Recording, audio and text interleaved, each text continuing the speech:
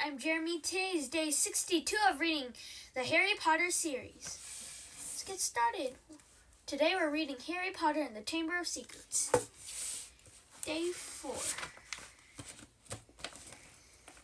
What the devil are you doing? Said Uncle Vernon through gritted teeth, his face horribly close to Harry's. You've just ruined the punchline of my Japanese golfer joke.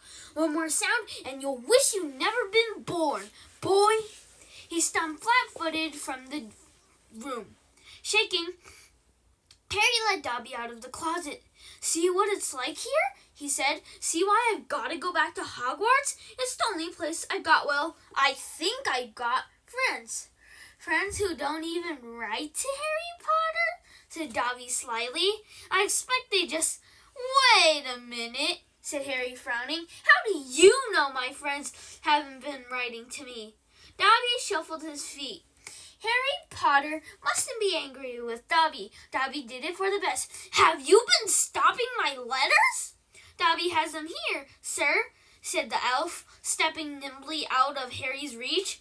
He pulled a thick wad of envelopes from the inside of the pillowcase he was wearing. Harry could make out Hermione's neat writing, Ron's untidy scrawl, and even a scribble that looked as though it was from Hogwarts gamekeeper Hagrid.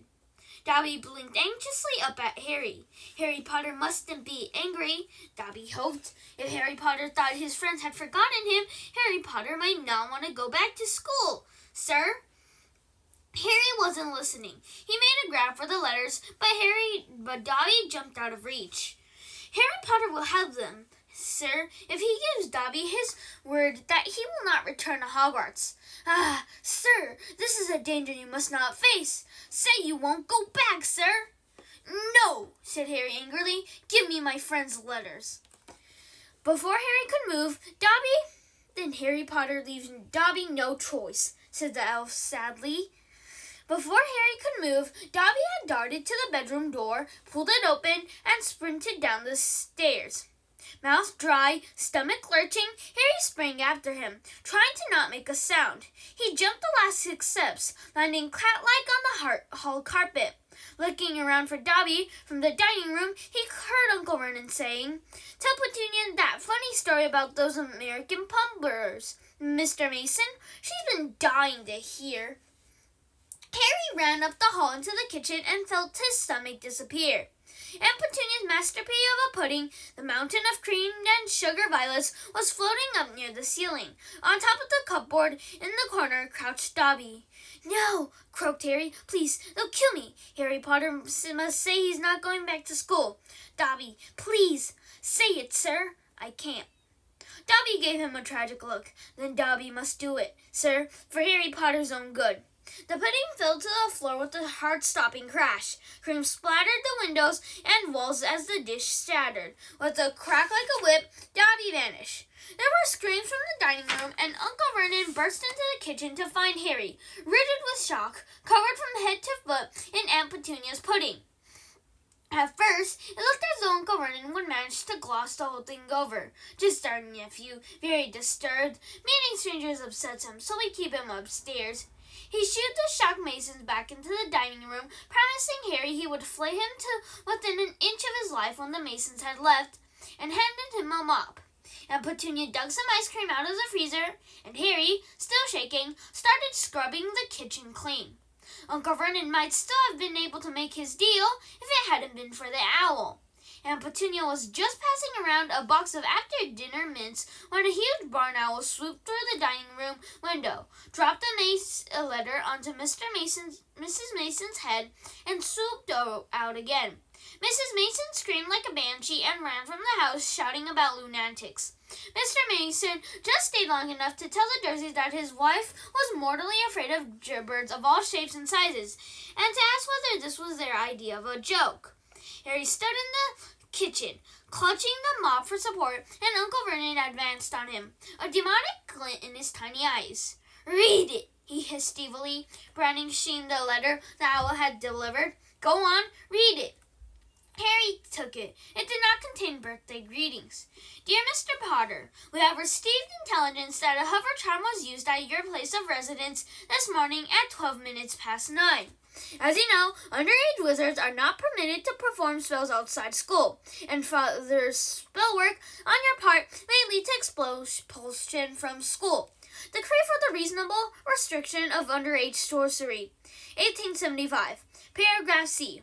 We would also ask you to remember that any magical activity that risks notice by members of the non-magical community, Muggles, is a serious offense under Section 13 of International Confederation of Warlocks Statute of Secrecy. Enjoy your holidays. Yours sincerely, Mafalda Hopkirk. Improper use of magic office. Ministry of Magic. Harry looked up from the letter and gulped. You didn't tell us you weren't allowed to use magic outside school, said Uncle Vernon, a mad gleam dancing in his eyes. Forgot to mention, and it slipped your mind, I dare say. He was bearing down on Harry like a gray bulldog, all his teeth bared. Well, I've got news for you, boy. I'm locking you up. You're never going back to that school. Never. And if you try and magic yourself out, they'll expel you. And laughing like a maniac, he dragged Harry back upstairs. Uncle Vernon was as bad as his word. The following morning, he paid a man to fit bars on Harry's window. He himself fitted a cat flap in the bedroom door so that small amounts of food could be pushed inside 3 times a day. They let Harry out to use the bathroom morning and evening. Otherwise, he was locked in his room around the clock.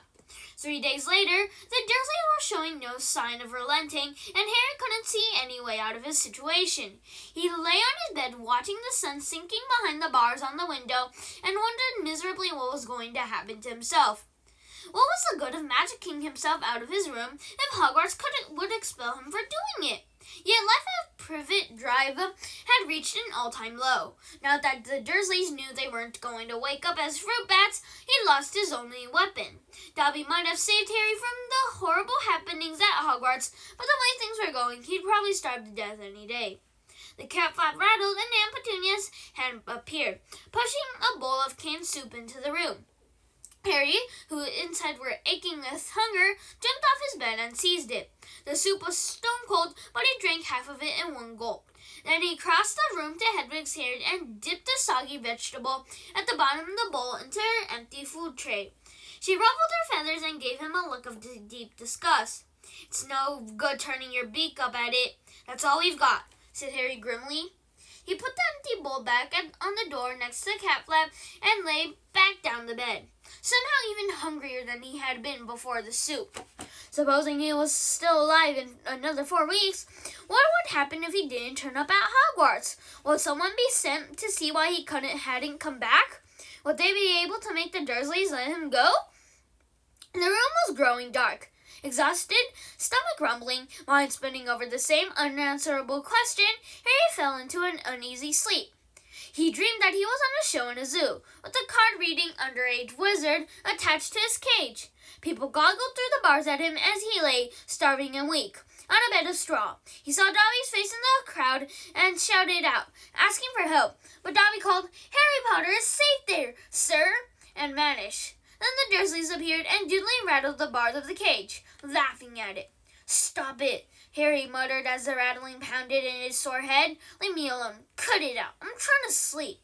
He opened his eyes. Moonlight was shining through the bars on the window, and someone was goggling through the bars at him. A freckle-faced, red-haired, long-nosed someone.